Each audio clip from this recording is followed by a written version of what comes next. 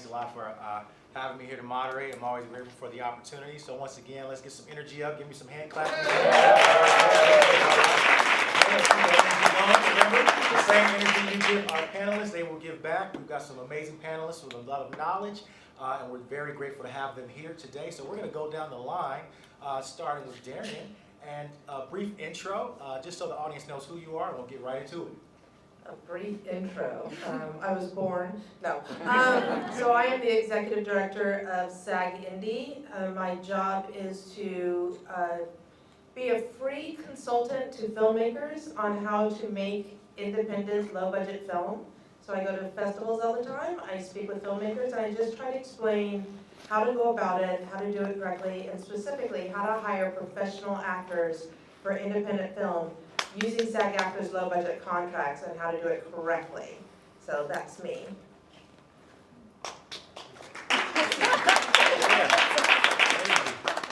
I am not needing a microphone anyway. I'm Kadri Holmes. I'm the founder and executive producer of Curiosity Productions. I sit on the board for the AICP, which is the Association of Independent Commercial Producers. I sit on the board for Free Spirit Media, and also on the board for the IPA, which is helping to sponsor the event that we're at today. So very passionate about this topic, so glad to be here on the panel. I'm going to leave the microphone. Raphael Nash, director, producer, film instructor at DePaul University and UIC. Focus on race and ethnicity in film.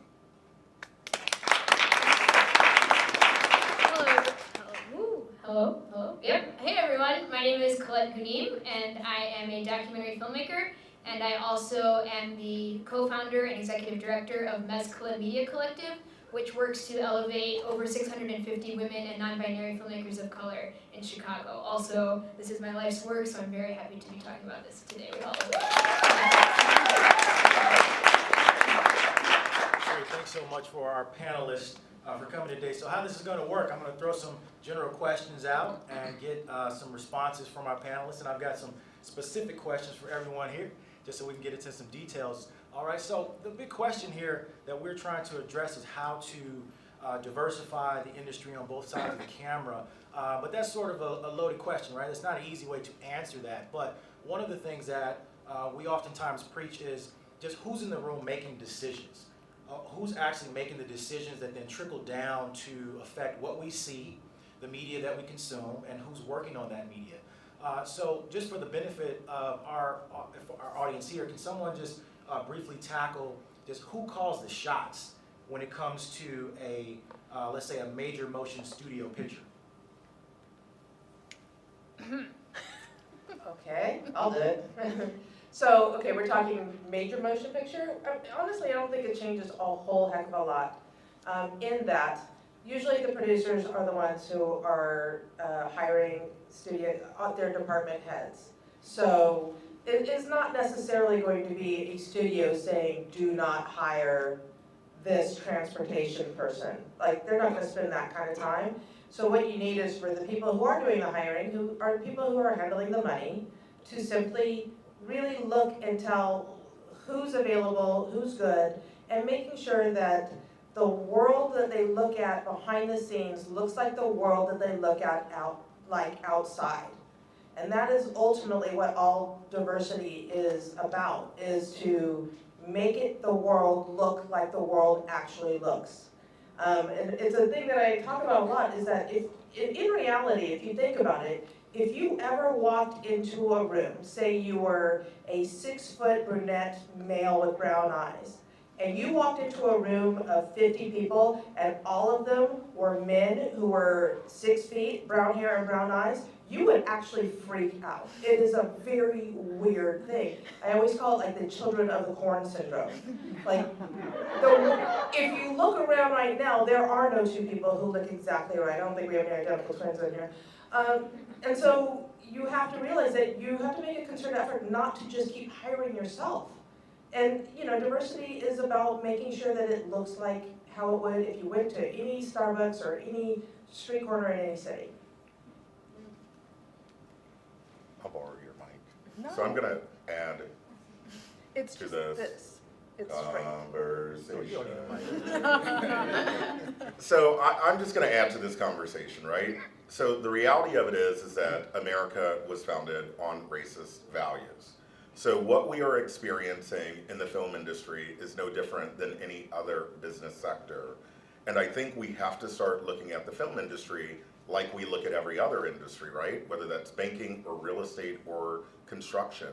These are HR issues, and this is systematic racism that exists within the country. So we are at a point where, I will speak for African Americans, we're finally to the point where our grandparents are passing and they're leaving back assets and things that you can actually have that create generational wealth for you, right? There are many of us who are doing this for the first time now. So as a result of that, there have been generations and generations that have been skipped. So when everyone's like, oh, it's great, now it's 1-800 find a black guy to hire or a black woman to hire, right? Within your organizations, there's no one there, right? And you hear, well, we can't find people. They don't exist. We don't have skilled labor. That's because culturally we have been at a disadvantage. So in my opinion, what needs to happen now is more training and education going into programs that are actually out there to uplift these communities that have been marginalized in the past. So to that point, IPA, and Chris Dudley's here in the audience, is working on legislation, right? Trying to change laws so that there are training and education programs specifically targeting marginalized communities so that they can come into the film industry. Because we can do all of these panels, we can keep having these conversations, but if the people don't exist, if they're not trained, if they're not skilled, it gives the racists or the undercover racists the continual excuse, right, that we cannot find the people. We exist, we are here, but there needs to be a level of training that happens to make this actually work. I'm gonna argue a little. Okay, let's go. I'm gonna counterpoint, I'm not gonna Yes, argue, I'm gonna yes. counterpoint, because absolutely, training is essential. And, you know, we do need to make sure that the people who are interested have an avenue to get into the businesses that they wanna get into, and gaining the skills that they wanna gain, and it is a question of access. So I don't argue with you, because I think that that is absolutely important. My only argument is, it is not impossible to find people who have those skills today. You have to actively look around them. You have to actively avoid them, because people have been making things. People have been gaining skills, and it may not be through a systematic thing that we would normally see. You know, they're not necessarily coming through every film school and things that have been very easy to pluck people out of. But people have been working, and you have to literally close your eyes and bypass a swath of people in order to not find somebody who can do this job. We have cinematographers, we have grips, we have everything under the sun who have been working, at least for the last 20 years, actively making their own. And if they don't get a chance to level up, then you can't find them. But they're there, and they are not starting from zero. It's not, you're not trying to explain to somebody, this is electricity. They've been working in this business for a while, they just haven't been able to get a job that gets them the attention that other people are getting. So, it's both sides of that, I think. Can I add to that?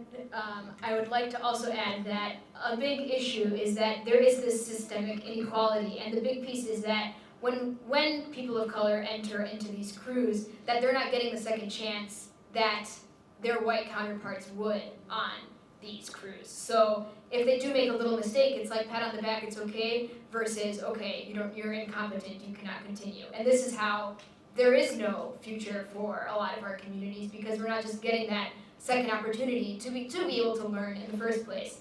That I've seen that multiple times within my experience as well. And I 100% agree with what you're saying, and I agree with what you're saying. What I find, though, is as an employer and someone who hires, represents directors, editors, photographers, the whole deal, they've been working, but even systematically with the work that they have to present back to the community, their work is going to be not necessarily every artist, of course, but many times not at the same level because they weren't given the opportunity. So when people come to me and say, hey, you're a black guy, you must have black directors and you must have black artists, you know, I look at them and I go, don't ask me for something that you have never fostered. So unless you're willing to give an opportunity based on their one great piece or that one great thing that they did that you see within the work, then don't ask me to deliver something that you've never helped to create. Yeah. That can barely exist within the space. And to your point on, you know, minorities being on set and not having that second chance, as a business owner, I experience that, right? I'm a minority business owner. And so therefore, I have been told it is taking a chance to engage with me to do business, right? And so I know that the stakes are high, and I know that this idea of a second chance, we have to get it right. I don't get the option of like screwing it up and then coming back and trying to correct it. And recently, I was with someone who is very good friends with Tom Burrell, who, you know, Burrell Communications and the whole deal. And one of the things she said that he stood by was not immediately, because we are guilty as culturally as black people, of saying, okay, this black person screwed up on that thing, so I'm done, right? It's gonna make me look bad or whatever it is. And he would always come back and say, no, you have to keep giving the chance so that people can actually learn. And I thought for my own self, that was a good note to take back into business. You have to commit, you know, to making what was wrong right and continuing to give that chance, so. Thanks so much for those responses. See, I love panelists like this because you give out one question. But, you know, you actually mentioned Tom Burrell. Mr. Burrell was actually a mentor of mine, founder of Burrell Communications, and I'm going to throw it over to you, Raphael, because Raphael was actually the first person to tell me about Mr. Burrell. He wrote a book called Brainwashed a while ago that talks about how African Americans were portrayed in media and advertising, and then coincidentally, we wound up living in the same building together. So he wouldn't talk to me until I read his book. So self-education is very important. And because we're talking about education and training programs, I want to kick it over to you just to talk about your experience mentoring and opening doors for emerging creators. Yeah, thank you, Troy. I forgot all about that book. I think you should give it back. We're going to go to the question. Okay. I've been looking for that book. No, yeah, so I've taught probably for the past 12, 15 years, specifically in film, at a variety of levels, and in particular, you know, starting with working with youth, like youth who are really interested in, like, you know, how do the things that I consume, how are they constructed, right? Understanding digital literacy, and for that matter.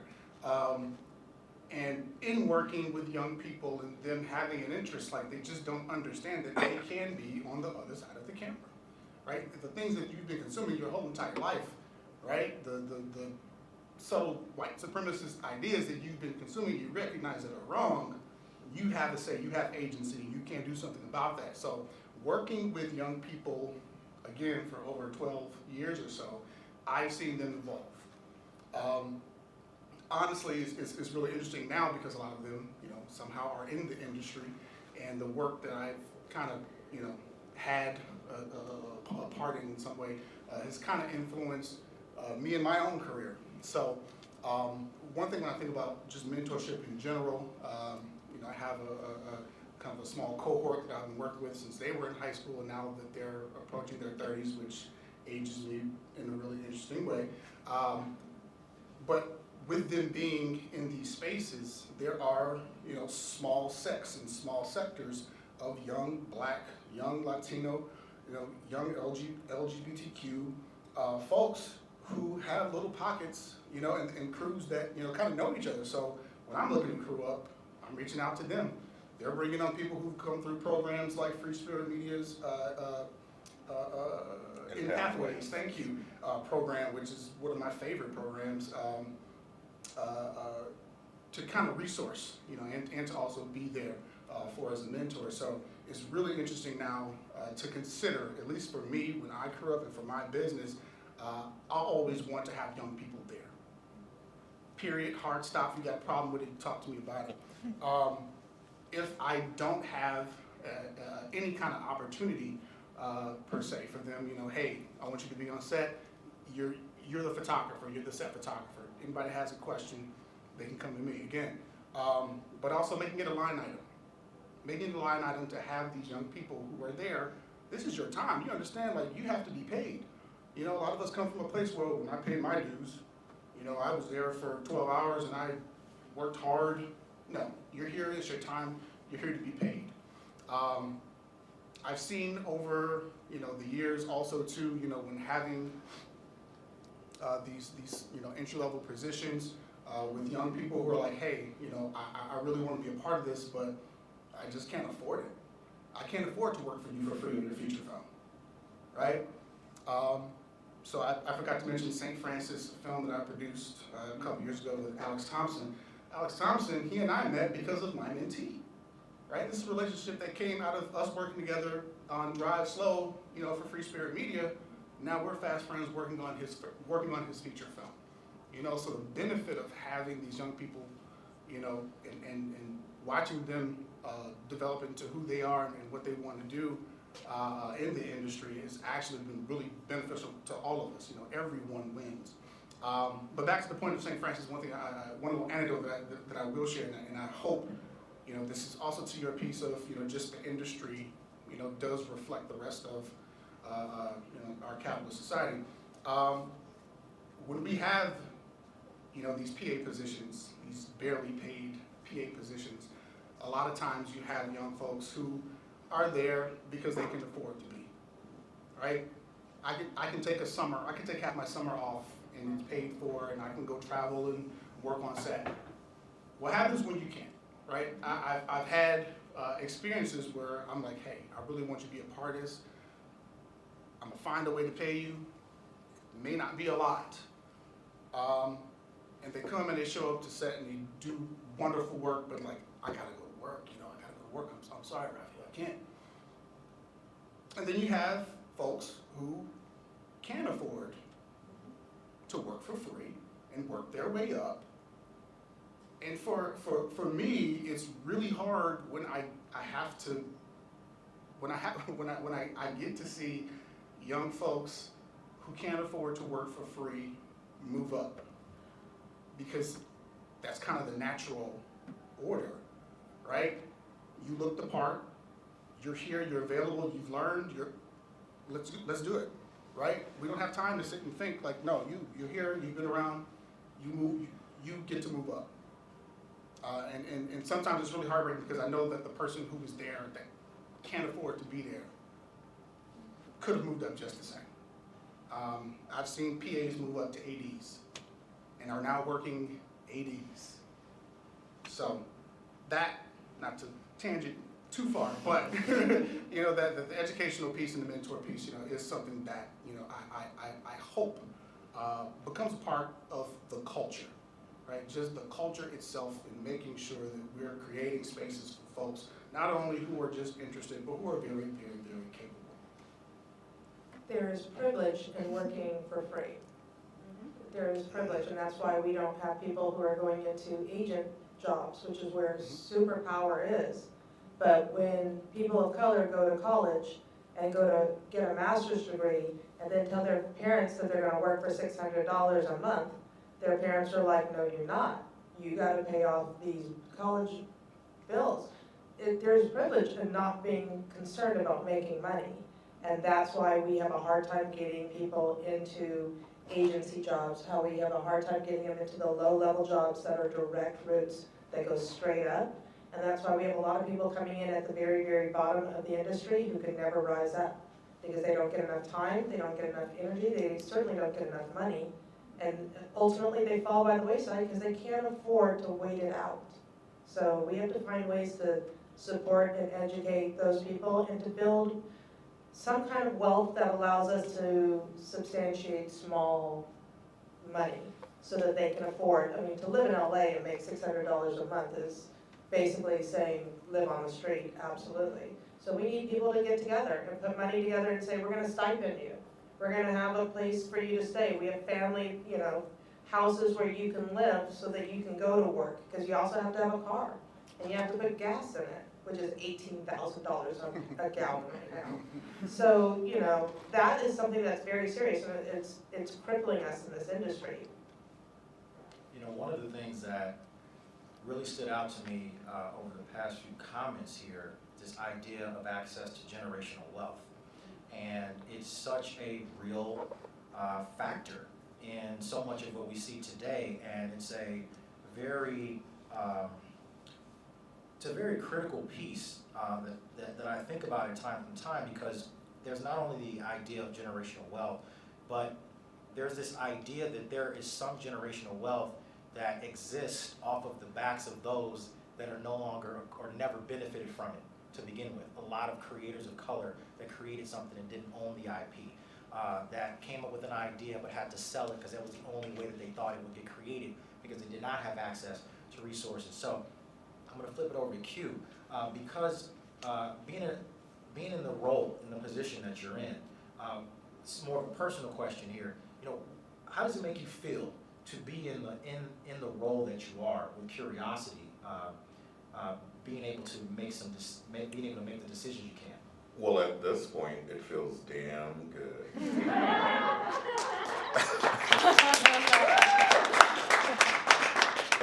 And honestly, I say that because my great-grandparents were sharecroppers, right?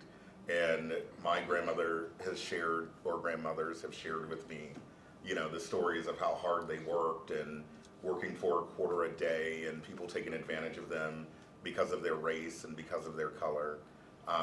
And so, you know, when I look at the world with all of the barriers that Black people have, right, or minorities in general, anyone from a marginalized community has, and I look at the actual opportunity that's here, if they can go through what they went through, I have no excuse for not accomplishing something amazing and not making sure that their legacy lives on through me.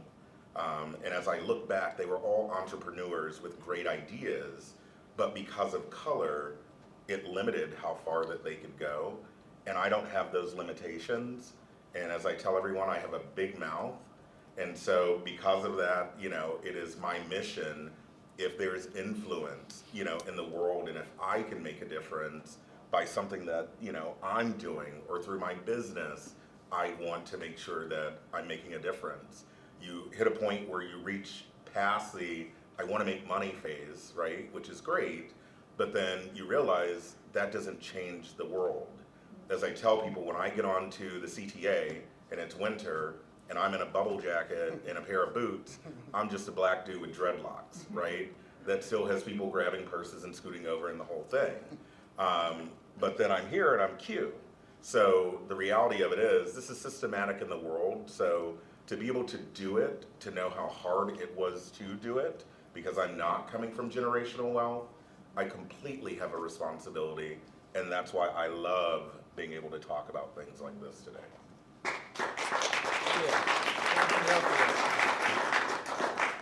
Colette, I'm going to kick it over to you because, you know, you embody the idea of not waiting and creating. Not only are you a talented filmmaker and artist, but you founded a collective that supports so many creatives. Talk a little bit about that collective and some of the impact you've had, and then I want you to answer this question. How does it feel when a creator comes to you and they say, thank you, I would not have been able to do this if it wasn't for you creating this platform? Sure. So we started Mez Club back in 2017 after really feeling like there was a lack of community for specifically women and non-binary filmmakers, and feeling like it was very hard to find one another and to be able to collaborate with one another and to hire one another. So what we ended up doing was we created this first event at Stage 18, which is now IFA, and over 70 women showed up to that event. And from there, we're like, holy cow, this is something that definitely needs to happen, and like we need to be able to keep up the momentum. So from there, it started to grow organically as like a Facebook group, and now, right, we've reached around like almost 700 members that are like ranging from sound to editors to, you know, literally everything. I know a lot of people here that are part of it too, which is awesome. And so it's been really, really amazing to see how much everyone has been able to support each other's work that just would not have happened otherwise. Projects that just would not have come to fruition without people being able to work on each other's work and bartering and saying, okay, I'll edit for you if you can film for me, that kind of thing. So it's been really a blessing to see this grow on its own and just being able to put that seed there and letting it blossom by itself and having other people who really feel that this is their life's work as well be part of this as well. Imani's here, she is literally the MVP of MESCA, the programming coordinator back there. Just shout out. So doing so much to really transform the landscape of Chicago by really being able to create that access and equity that was not there before. And I think that's why it's so important that we are doing this training and educational pieces that is allowing for other people to rise and elevate and to not only join other tables and join other crews that are in production and in Chicago, but also to create their own projects and telling their own stories and letting their voices rise to the top as well. So yeah, and of course when people come to me, of course I feel so grateful and so blessed, but I know that I just sort of feel servant leadership, that I'm just this holding space for people to be able to do that, and I'm just so grateful to be able to have that be my life's work. So.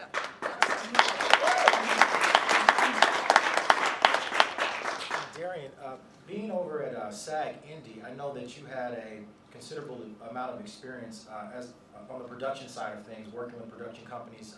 What was that transition like to go over into more of an institutional space to help educate and provide opportunities for our creators? Yeah, it was an interesting thing, because, when I was coming up, I decided I wanted to work in film when I was 12. And my plan was absolutely to run a studio. And so that was my ambition, and I went to the college I wanted to go to, and I really thought I was on track. And I became immediately a creative exec and became a VP of development for a company with a studio deal. So I was on the track that I wanted to be on. And then one thing happened that kind of opened my eyes a little bit, is that I had a 2-year period when I got very ill and had a sickness and couldn't work. And not to be overly dramatic, but when you think you're going to die, you really do reassess what you're doing. So when I realized that I was going to survive it, I was like, okay, let me go get a job back in studio. And then I thought, but is that really what I want to do? And what I realized is that as much as I love development, I love story, I did not love the pattern in which my life was going, which was to always find reason to say no to filmmakers. As a development exec, if there's any reason I can find that this won't work, you don't do it.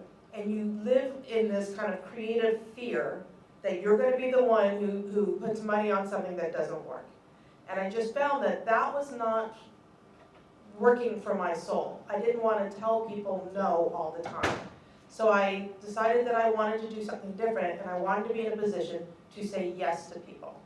And so it's true, I kind of forced my way into SAG Indy because I just stumbled upon it and managed to get this amazing job where I spend all my time going to film festivals, hanging out with filmmakers, asking them, how was your experience? What are your issues? What was hard?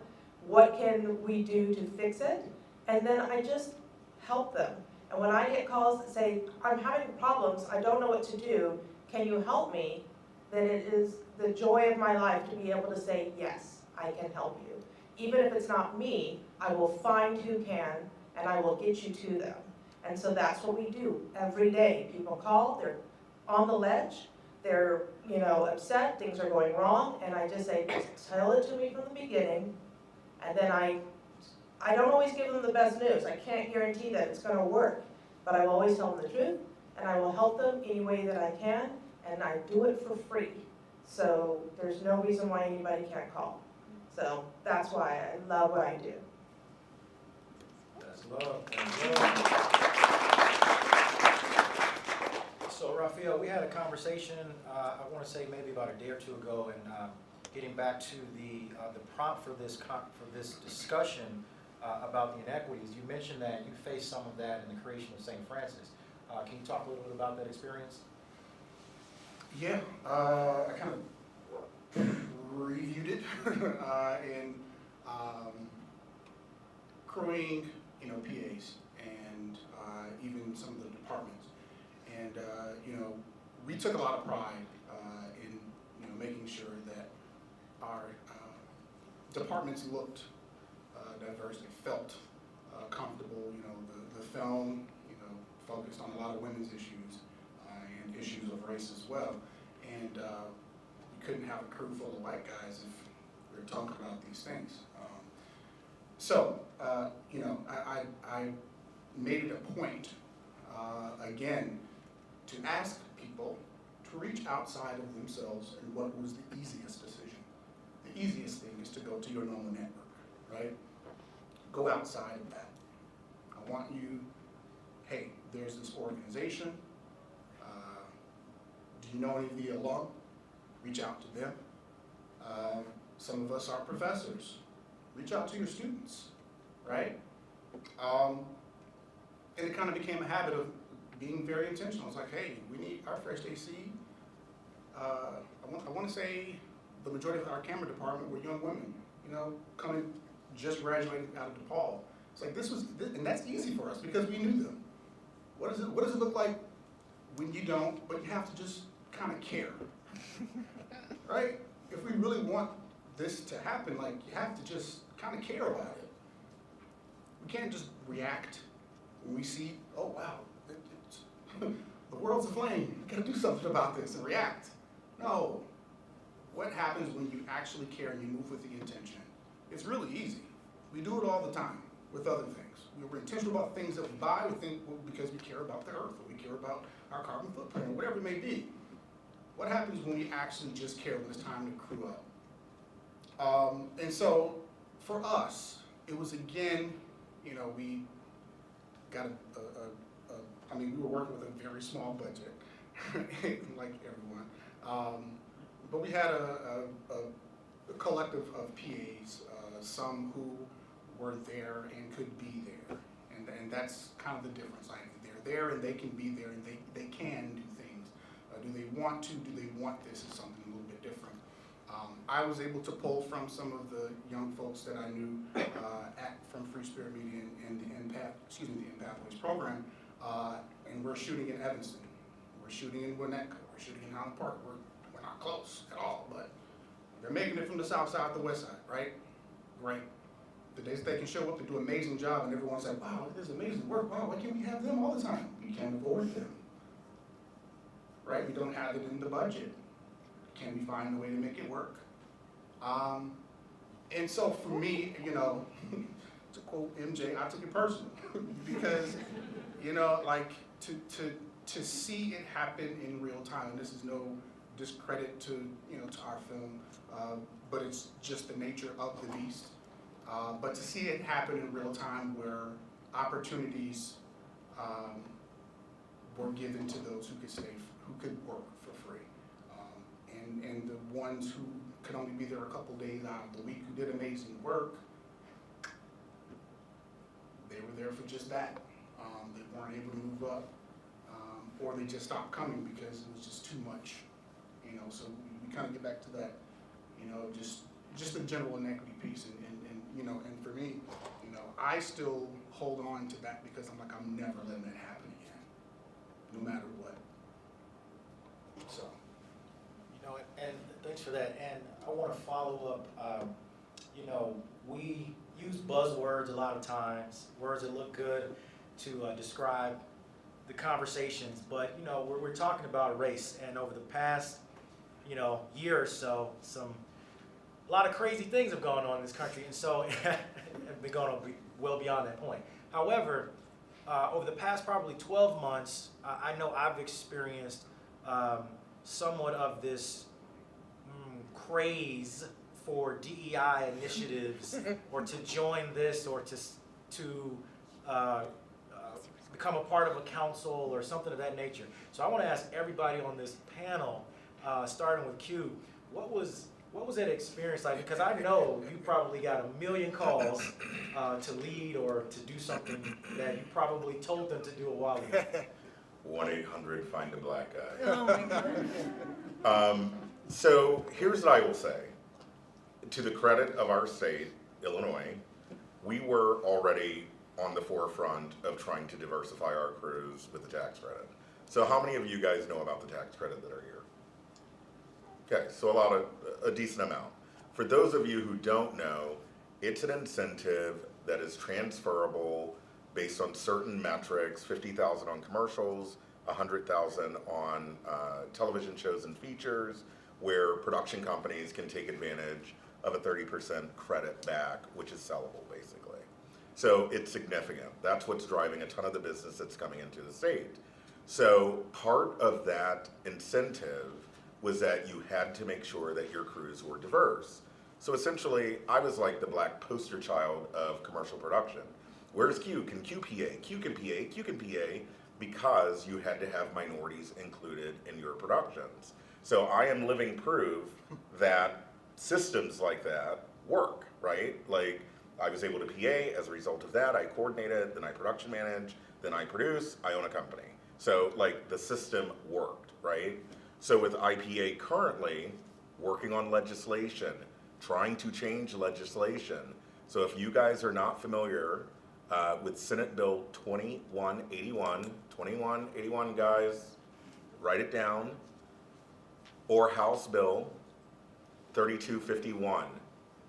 These are both bills for legislation where we are trying to increase the span of the actual tax credit itself within our state. So if private sector won't do it, sometimes the government does have to step in and do it. And in this case, I feel like it works. But to go back to specifically your question on all of the efforts, that's someone who is ahead of the curve, Illinois. Everyone right now feels like they need to have a chief diversity officer. Typically, I kind of wrote about this in an article, because typically it's like a black woman, right? We've seen them, like every company has a black woman chief diversity officer. And then they dug into it, and Wall Street Journal does an article on it and says that, oh, great, we have these great black faces and they're being underpaid, right? Even within the position that is supposed to correct the issue, they're being underpaid. And now that is supposed to be the face of diversity, that one person for entire organizations. That does not work. So I am very cautious in all of the 1-800 Find a Black Guy situations to tell people and corporations very specifically, if you are going to engage with me, do not come to me to do cheap black work, because we value who we are. And so if you value who I am, you're gonna pay me what I'm worth. So there you go.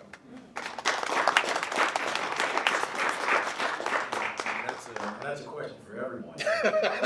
Well, same. I mean, it was really interesting, you know, March 2020, we, St. Francis had his theatrical. Oh my God. Yeah. Grand opening, grand closing, right? That's the story for another time. But it was like scary, like, okay, what's gonna happen? How am I gonna work? Like, you know, I only teach for so many months out of the year. And oddly enough, started getting calls. Started getting a lot of calls. Why am I getting so many calls? This isn't necessarily normal. And I had the same kind of caution and precaution. And oddly enough, my wife who does PR, it's the same thing for her. And she is that black woman now. Okay. Right? But she's getting paid. So. Okay. But it's you know, for us to kind of deal with it at the same time, it's like, okay, we're going to take the bag. We're going to be cautious, and there are going to be some ground rules along the way, right? We're going to make sure, like, hey, we know what this is, and we know that history has shown us that there's a time limit on the welcome that we have. Okay, so for us, and even for me, working in the industry, I'm like, hey, once this door is open, everybody's coming in. You're just gonna have to kind of deal. It may hurt, it may feel uncomfortable, but when we show up, oh, you'll notice us. And I can sit here and I could be like overcalculated, like, well, maybe I should, no, the door's open, I'm gonna go to the door. And we're all gonna come in, and everything's gonna work out fine in the end, right? Your fears, by the time you're done and the product was great, we're relief. Like, yeah, we've been here, we've been doing this. So, for, you know, again, for me, it's been bittersweet. I've been very cautious. It comes out in my work in the classroom as well. You know, I tell my students all the time, you know, it's a race and ethnicity and film course, so we're starting with minstrelsy to memes, right? We talk about the patterns, and we talk about, yo, this is how the system works, right? Storytelling, the stories we tell ourselves, stories Americans tell ourselves, right? How we consume, how we take, how we appropriate, this is what we do. So when the class is over, it's okay, now that you know how it all works, what are you gonna do? Are you gonna still work with the same group of students that you've been working with for these past 4 years? Or are you gonna look outside? Are you gonna mix it up intentionally? Will it be awkward? Possibly. But you got the tools, right? And if you don't have the tools, how are you gonna go get the tools so you can have those conversations with each other? I think that's part of why we're here now, hopefully, is for us to like, hey, okay, this is uncomfortable, this is awkward, but there's Google. We can figure it out. We can figure out how to talk to each other about this stuff. So, thanks. Okay, so yeah, I get a lot of DEI panels that I'm asked to be on or that I listen to, actually. I'll go to a bunch of them as well. And I'm of two minds of them. It has evolved into two sides of it. On one hand, there is absolutely the need to strike while the iron is hot. And while everybody is, you know, looking for you, be found. Because those opportunities don't come a lot, and we all know that this is our 4th Black Renaissance, so we probably have about, you know, maybe 6 more months before that's done, and then we gotta wait another 5 years at least. So, you know, while people are wanting you, be found and be a part of it. On the other side of it, I am constantly annoyed because every time I see them and I listen to them, I'm like, okay, we've all talked about this. What are the action items? Because if we're just saying the same thing, like they're the same people who are doing the same, you know, there are a million panels because the world has gone virtual. There are a million panels now where people just come in from their living room and talk about things. And it's awesome in a certain respect. But also I'm like, and then, and there's nothing. And so I get aggravated because I'm like, yeah, we know it should be. We get it. Like, yeah, we should do stuff. And nobody is just kind of saying, here's the deal. If you want to have a diverse cast and crew, hire them. It's actually not rocket science. But the thing is, nobody's actually giving the actual statistics or saying, look, if you want a cast that's diverse, hire a diverse casting director. Stop letting people outside of the community decide who's good, who's hot, who's this, who's that. We all know when we were like, how did that person get this job? It's because it's not the right people casting. In the casting society, the CSA, less than 3% in that society are casting directors of color. Less than 3%. So go out and find a Black casting director. It's not difficult, ask around. They'll offer it to each other. They'll be like, I'm busy, talk to my friend. So find a Latino, find an Asian, find everybody and hire them. We have people who are making films, but composers of color never get the job. They don't get the call. There are a lot of them, and they are willing really to work for damn near nothing because they just need to get the credit. Go out and find a composer of color. Go out and find a female composer. They hardly ever get, I think it was 17% of composers in films are women. 17%. That's crazy. John Williams can't do everybody's film. Find somebody else. And so it really is just a matter, and now there are organizations that are starting to, you know, aggregate.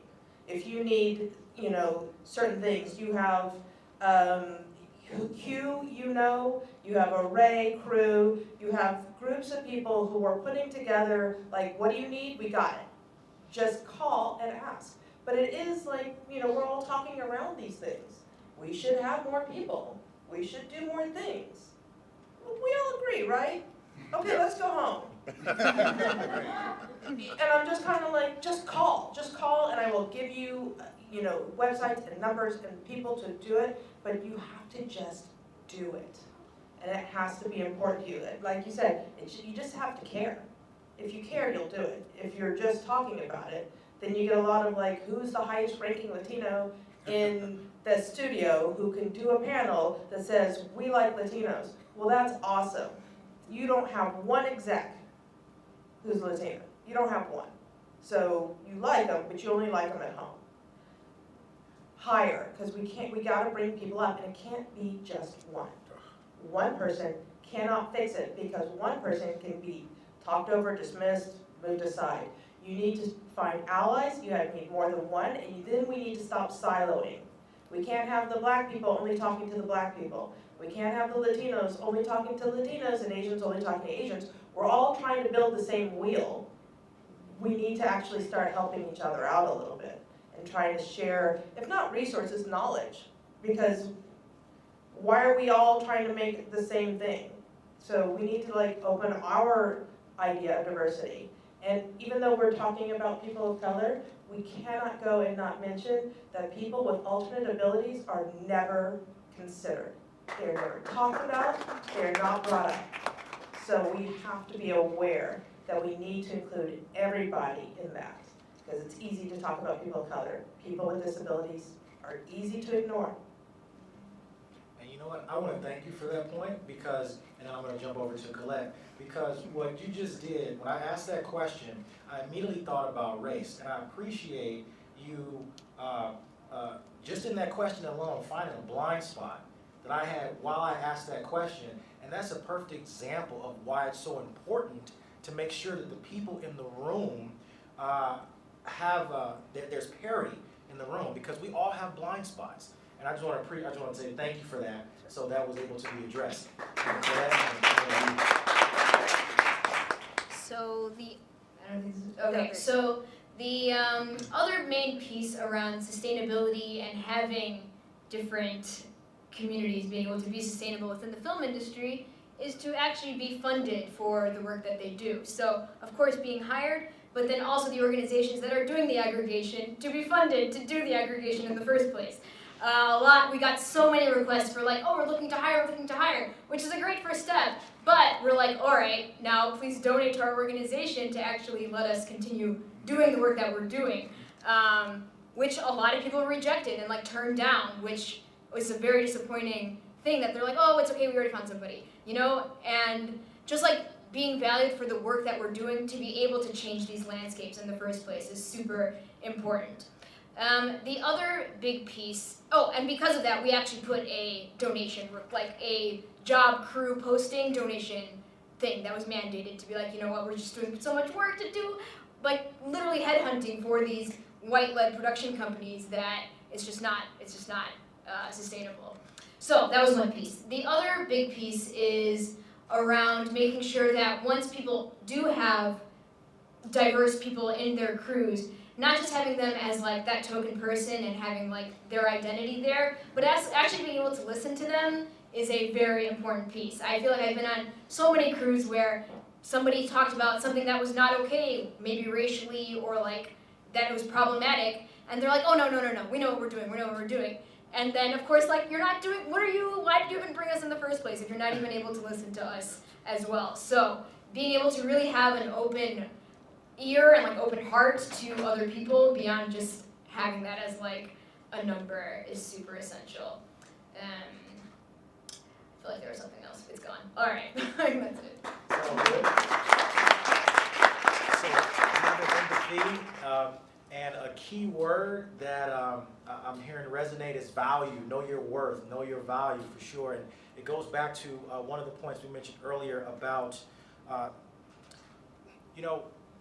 individuals understanding that in some instances, speaking to the oligarch or to the established entity, in many ways you need me more than I need you, because the culture, is what we call the culture, or the thing that we have created pop culture or hip is a thing that's now commercially viable.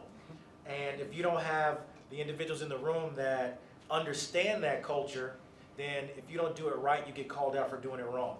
And so it's a very, very important reason why we need to have parity on both sides of things, because it's a direct result of what we see. Colette, I'm gonna kick it back to you. As a creator, I wanna know, and just for the benefit of the creators in the room, we talk about the individual behind the camera making the decisions. On your project, you have a project that is very intimate to yourself, and it's about your family. What does it feel like to be able to tell an authentic story? Yeah, so I can give a little preface. So I'm working on a documentary. It's called Traces of Home. It's my first feature-length film that goes into depth around my family's journey, having to escape from both Mexico and Palestine, and us going back to try to find their original homes and really unpacking the trauma that affected our relationships together growing up in the suburbs of the U.S. And I mean, I feel being able to like tell the story and to actually get it funded has been unbelievable, to be honest. Like, wow, this is a story that actually matters and like is of value to other people and is resonating, even for people that are like not Latino or Arab, but that they're also being able to like connect with this family story is so important. So I definitely feel that there is a shift in that like now our stories are becoming more wanted, I guess, of like immigrant and refugee stories and like understanding what people are going through. So yeah, I feel like I'm very blessed to be able to do that and just being able to allow other people, like I feel like a lot of the connections that I've been able to make and like gaining that access to gatekeepers for funding and for broadcast and that sort of thing, being able to bring up other people to get that access to is very important now as well. So allowing it to be spread too. Thanks for that. And you know, we are coming to we're coming to the wrap up of this panel. So we're just really grateful for everyone that's here today. Thank you to our panelists. But before our panelists leave, I'm gonna throw out just a random question. All right. I'm gonna start here with Darian. If you have to create, Oh my God. I'm getting to my Oprah moment. Okay. I'm not trying to share any tears. Good. All right. If you have to create a law today, what would that be? Oh, jeez. God, it's so easy. If I had to create a law, oh man, you know, there's some easy ideas, but I always see all sides of things, or at least I try to, and I don't like quotas. I don't like things that are mandated. If I could make a law that means everybody has to, actually California is doing it, everybody has to take cultural studies. Yes. Everybody just has to learn about someone else other than themselves. Yes. That's just it.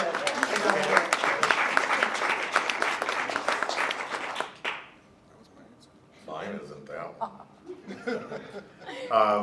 My son is adopted, and throughout the adoption process, it was like bazonkers.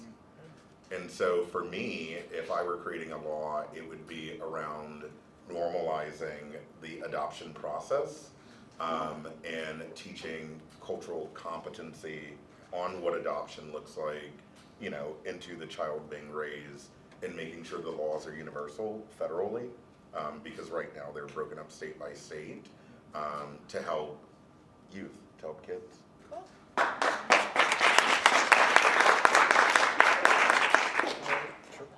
Troy, do you have another question? She took my answer.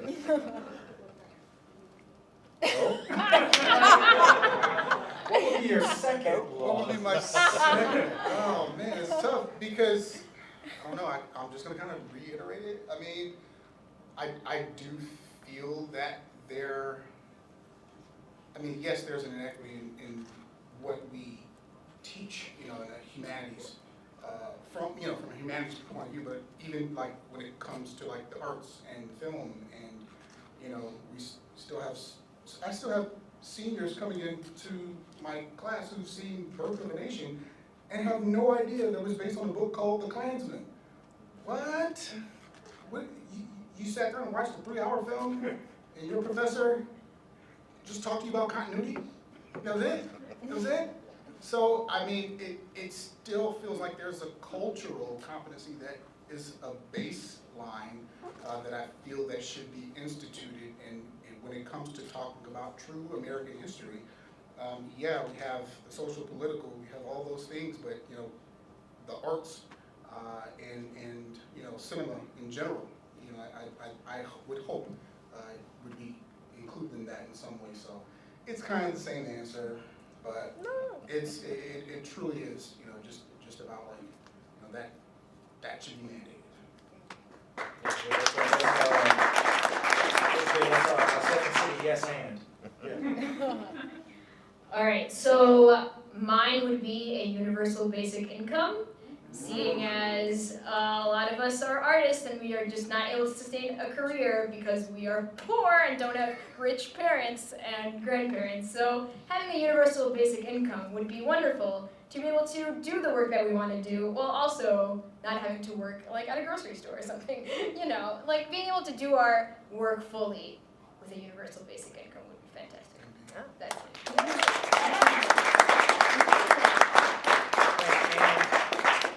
And with that being said, I just want to thank you all for the opportunity to being able to moderate this amazing panel. Thank you all for being an amazing audience. I'm going to pass the mic back over, and let's give our panelists a round of applause.